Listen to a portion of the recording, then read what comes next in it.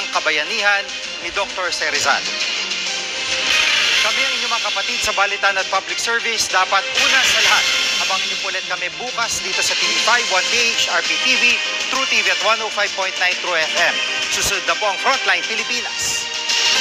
Live mula sa TV5 Media Center Reliance. Kasama ang buong puwersa ng News 5. Ito ang 28th KBP Golden Dove Awards at 13th Macatao Awards Best TV Newscast. Frontline Pilipinas. News 5 exclusive. Ang lalaking yan na nasa pulpa sa CCTV, biglang natagpo ang patay sa Tagaytay noong bisperas ng Pasko. Habang ang sanggol na dinukot sa ospital sa Marikina, naibalik na sa kanyang ina. Ito pang isang nawala at nakauwi. Ang bride-to-be na tinutukan daw pala ng kutsilyo at may pinaamoy sa kanawalan ng malay. Sa pool sa CCTV, lalaking abala sa pagse-cellphone sa Pasay, biglang binaril ng nakauniformeng delivery rider.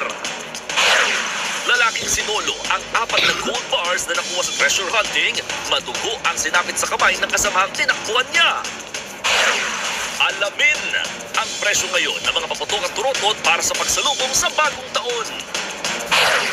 Nagsalbukang jeep at pick-up, wasak sa Ermita, Maynila.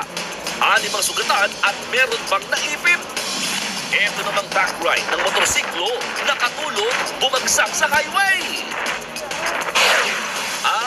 Ito na nga, Jessica Sanchez bumisita sa Malacanang at inimbitahan ni Pangulong Bongbong Marcos na mag-perform sa ASEAN Summit.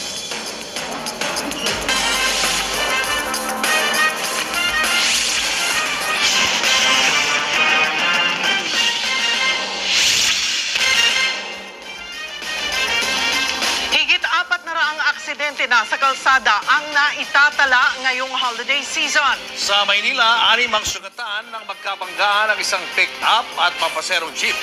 Yan at iba pa sa Frontline Report ni Nina Ong Pauco. Nakatigi